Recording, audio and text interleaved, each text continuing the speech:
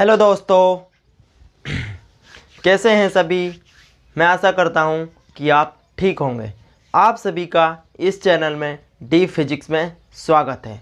आज हम डिस्कस करने जा रहे हैं 12th क्लास के भौतिक विज्ञान का एक यूनिट प्रकाशिकी। ये एक भौतिक विज्ञान के अंतर्गत आती है और इसको फिजिक्स का ही एक क्या कहते हैं, ब्रांच कहते हैं। सो गाइस, प्रकाशिकी के बारे में पढ़ेंगे। प्रकाशिकी क्या है? प्रकाशिकी भौतिक विज्ञान की वह शाखा है जिसमें हम प्रकाश तथा इससे संबंधित घटनाओं का अध्ययन करते हैं। प्रकाशिकी कहलाती है। यानी कि प्रकाशिकी में हम प्योर प्रकाशिकी के बारे में अध्ययन करेंगे और यह भौतिक विज्ञान की एक क्या है, ब्रांच है। इसको भौतिक विज्ञान के ही उसमें आता है। तब जो ये प्रकाशिकी है, ये भौतिक विज्ञान के 12th का फिजिक्स में इसके 2 यूनिट्स हैं। यानी कि एक यूनिट के 2 भाग हैं। एक तो है यानी कि प्रकाशिकी, एक तो है किरण प्रकाशिकी और एक है तरंग प्रकाशिकी।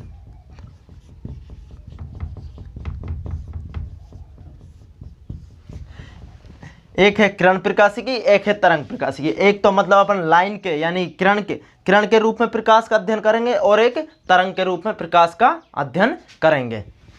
सो गाइस, ये जो प्रकाशिकी है ये 12th क्लास का 2 भागों में डिवाइड कर रखा है, किरण प्रकाशिकी, तरंग प्रकाशिकी। और इसमें से जो बोर्ड है, जो अपना RBSC है, वो 8 से लेकर 10 मार्क्स तक मतलब कि क्वेश्चन करता है। मतलब कि 8 से लेकर इन दोनों यूनिटों में से 8 से 10 नंबर का इसमें से क्वेश्चन करेगा, जो आप इसमें से दे पाओगे। तो तरंग प्रकाशिकी होगा और एक किरण प्रकाशिकी होगा। मैं प्रकाशिकी के बारे में, ये भौतिक विज्ञान की वह शाखा है, मतलब कि भौतिक विज्ञान की वह शाखा है जिसमें हम प्रकाश तथा इससे संबंधित घटनाओं का अध्ययन करते हैं। क्या कहलाती है? प्रकाशिकी कहलाती है।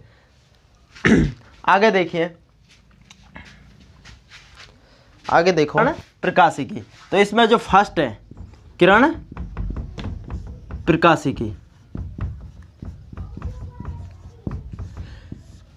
जो 12th क्लास का फिजिक्स के अंदर जो प्रकाशिकी है, ये जो प्रकाशिकी है बहुत वेरी इंटरेस्टिंग और अच्छा चैप्टर है। इसको आप इंटरेस्ट लेते हुए पढ़ोगे तो बहुत अच्छा समझ आएगा। और वीडियो में आगे बढ़ने से पहले मेरा आप सभी फ्रेंड्स से रिक्वेस्ट है कि आप कॉफ़ी और पेन अपने नोट्स बनाकर कंटिन्यू चलते रहिए। मतलब कि नोट्स नोट डाउन करिए, यानी कि नोट्स बनाइए, ताकि आपको कोई भी पॉइंट पे कोई भी मतलब कहीं भी प्रॉब्लम लगे तो कमेंट करके पूछ सकते हैं। आपका जो ध्यान है वो एकदम इधर होना चाहिए, जो मैं बोलता हूँ उस पर ध्यान रखना है आपको। ओके, तो देखिए किरण प्रकाशिकी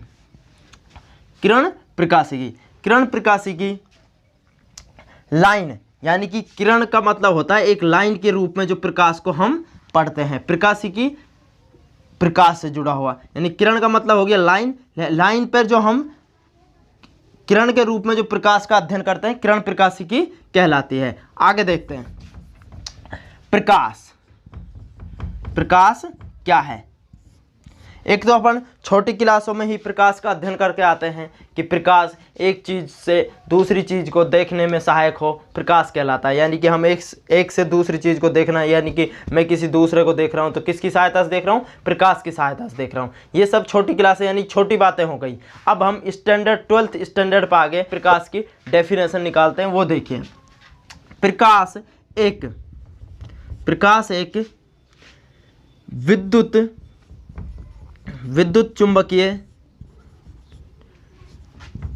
चुंबकीय तरंग है।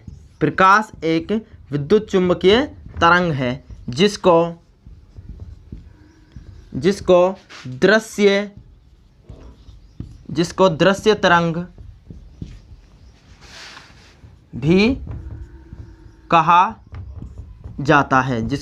तरंग भी कहा जाता है।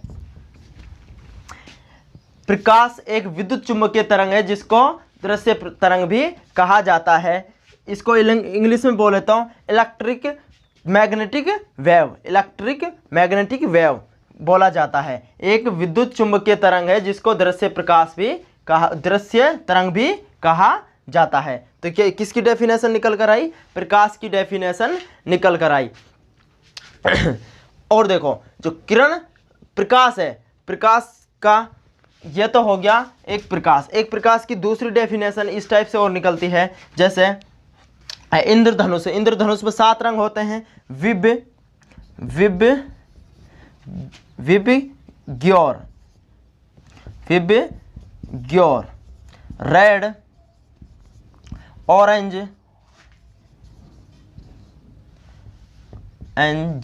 ऑरेंज, येलो, ग्रीन, ब्लू,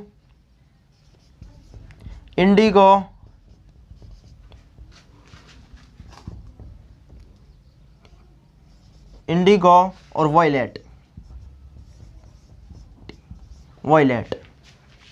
यानी कि ये 7 रंग है।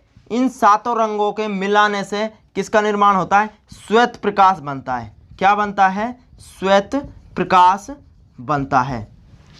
श्वेत प्रकाश बनता है। और इस श्वेत प्रकाश को ही क्या कहा जाता है? प्रकाश कहा जाता है, यानी कि लाइट। यानी कि इस सफ़ेद प्रकाश को, श्वेत प्रकाश को क्या कहते हैं? प्रकाश कहते हैं। और प्रकाश की डेफिनेशन अगर पूछे तो 12th हिसाब से तो आपको क्या लिखना है? एक विद्युत यह एक विद्युत चुंबकीय तरंग है जिसको दृश्य तरंग भी कहा जाता है। तो ये क्या हो गया? अपना प्रकाश हो गया। प्रकाश में 7 रंग है, रेड है, ऑरेंज है, येलो है, ग्रीन है, ब्लू है, इंडिगो है और वॉयलेट है। ये क्या है? इसके 7 रंग हैं। और मैं इसमें थोड़ा सा और ऐड कर देता हूँ, आपको थोड़ी सी बेसिक चीज़ें बता देता हूँ। जो रेड है इसकी जो तरंग दैर्घ्य होती है वो होती है 7500 एंगस्ट्रॉम। और जो ब्लू होती है इसकी जो तरंग दैर्घ्य होते हैं 3500, यानी कि 3500 एंगस्ट्रॉम होती है। और एंगस्ट्रॉम क्या है? इधर एंगस्ट्रॉम एक यूनिट है, यानी कि इसकी जो दूरी का माप रहा है। अब देखो यहाँ 1 एंगस्ट्रॉम बराबर होता है 10⁻⁻10। आगे देखते हैं कि जो प्रकाश है के लिए इसके संचरण के लिए कोई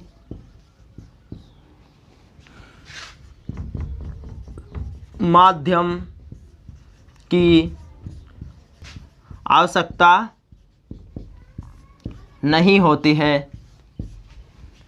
मतलब कि यहाँ जो प्रकाश है, ये बातें बता रहा हूँ मैं आपको कि जो प्रकाश है इसके संचरण के लिए कोई माध्यम की आवश्यकता नहीं होती। माध्यम मतलब कि निर्वात हो सकता है, यानी कुछ भी, जैसे ठोस है, लिक्विड है, गैस है, तो उसमें क्या है? संचरण तो करेगा, लेकिन जो इसका वेग होगा, उसमें चेंज आएगा। यानी कि निर्वात में वेग कुछ अलग तरह का चलेगा, और ठोस में कुछ अलग, द्रव में कुछ अलग, और गैस में कुछ अलग। यानी कि जो इसका वेग है, प्रकाश का वेग माध्यम के पर निर्भर करेगा। यानी कि जो वेग है वो किस में ज़्यादा होगा, किस में कम। यानी निर्वात में कुछ अलग होगा, ठोस में कुछ अलग, द्रव में कुछ अलग, गैस में कुछ अलग। इन पर इनका वेग का प्रभाव पड़ता है। और जो संचरण है उसमें कोई संचरण के लिए माध्यम कोई वो नहीं होती है। मतलब कि संचरण तो करेगा, लेकिन धीरे करेगा, तेज करेगा,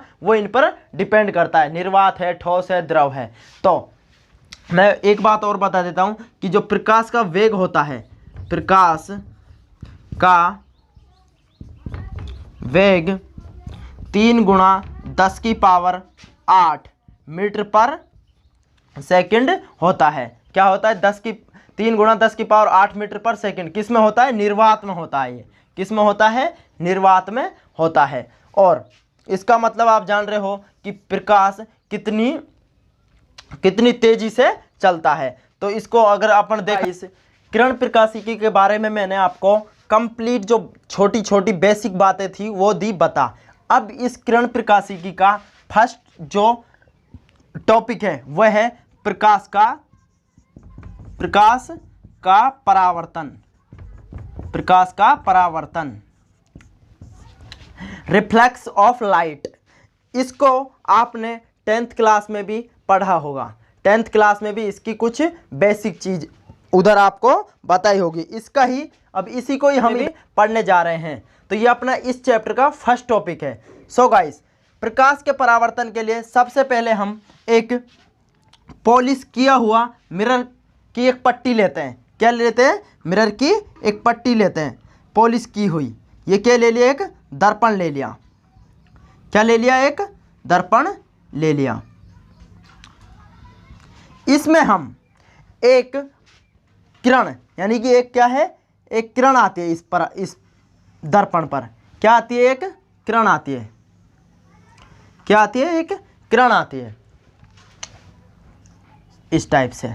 और जब ये आपतित किरण, इसको बोलते हैं आपतित किरण, जब परावर्तक पृष्ठ यानी कि जब इस दर्पण की सतह से टकराती है तब ये वापस उसी माध्यम में लौट जाती है। यानी कि जिस माध्यम से आई वापस उसी माध्यम में लौट जाना क्या कहलाता है? प्रकाश का परावर्तन कहलाता है। Reflex of light, reflex of light कहलाते हैं प्रकाश का परावर्तन। जब आपतित किरण किसी परावर्तक पृष्ठ पर आपतित होती है तब वह वापस उसी माध्यम में लौटना क्या कहलाता है? प्रकाश का परावर्तन। यह क्या है? एक अभिलंब है। क्या है? अभिलंब। यह है आपतित किरण।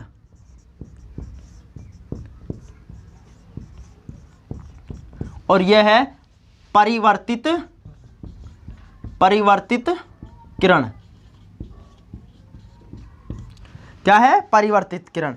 इसको कह देते हैं आई कोण और इसको कह देते हैं आर कोण।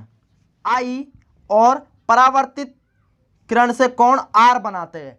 तो इसकी एक डेफिनेशन ये भी निकलती है, जब किरण, इसको अपन ऐसे भी कह सकते हैं, इसको माध्यम 1 कह दिया। क्या कह दिया? माध्यम 1। और इसको माध्यम 2 कह दिया। इसको माध्यम 2 कह दिया। वैसे ये क्या है? दर्पण है।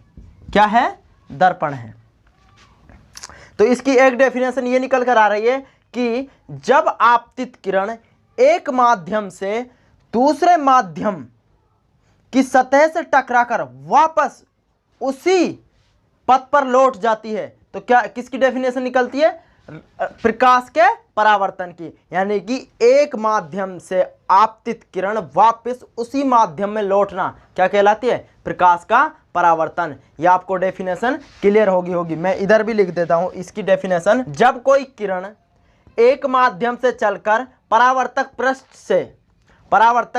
से टकराकर वापस उसी माध्यम में लौट जाना ही प्रकाश का परावर्तन कहलाता है। और इसके लिए कुछ कंडीशन है कि जो आपतित किरण है, आपतित किरण, या फिर अपन ऐसे कह सकते हैं, यानी कि कोण आई बराबर कोण आर, तभी तो भाई एक किरण, आपतित किरण वापस लौटती है उसी माध्यम में, यानी कि आर कोण पर क्या है? लौट जाती है। आर कोण पर लौट जाती है, यानी आई कोण पर आई और आर कोण पर वापस क्या हो जाती है? रिफ्लेक्ट हो जाती है, यानी परावर्तित हो जाती है। और इन दोनों किरणों के बीच में बनता है एक अभिलंब। इसको बोलते हैं अभिलंब। तो ये क्या हुआ कि किरण जिस माध्यम से आई वापस उसी माध्यम में लौट जाना क्या कहलाता है? प्रकाश का परावर्तन कहलाता है। लाइट ऑफ रिफ्लेक्शन कहलाता है। और ये आपतित किरण तथा परावर्तित किरण तथा अभिलंब, ये तीनों एक ही तल में होते हैं। क्या होते हैं? एक ही तल में। यानी फिर अपन ऐसे कह सकते हैं आपतन कोण और परावर्तन कोण तथा अभिलंब, ये क्या है? एक ही तल में होते हैं। ओके, अगर आपको ये वीडियो में जो बताया हुआ कंटेंट समझ आया है तो इसको लाइक एंड सब्सक्राइब करना न भूले। Thank you.